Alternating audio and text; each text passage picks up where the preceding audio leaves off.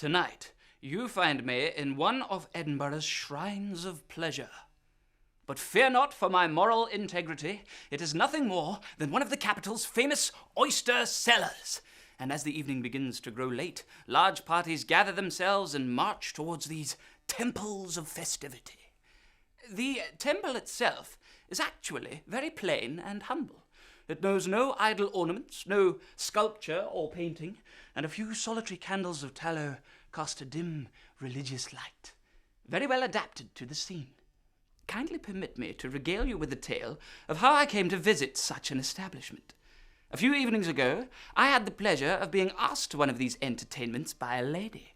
At that time, I was unacquainted with this scene of high life below stairs, and when she mentioned the location Oyster Cellar, I imagined I must have mistaken the place of invitation. She repeated it, however, and I found it was not my business to make objections. I agreed immediately, and ventured to the said establishment in expectation of an intimate tete-a-tete with my lady friend, feeling bound to keep our assignation secret. I waited with great impatience till the fixed hour, and on arrival inquired if the lady was there. "Oh, yes," cried the woman. "She has been here an hour or more." I had just time to curse my want of punctuality when the door opened, and I had the pleasure of being ushered in, not to one lady as I had expected, but to a large and brilliant company of both sexes. The large table round which they were seated was covered with dishes full of oysters and pots of porter, which we devoured with relish. As the table was cleared and glasses introduced, the ladies were now asked if they would choose brandy or rum punch. The ladies, who always love what is best, fixed upon brandy punch. The conversation, which had hitherto been insipid, now became lively.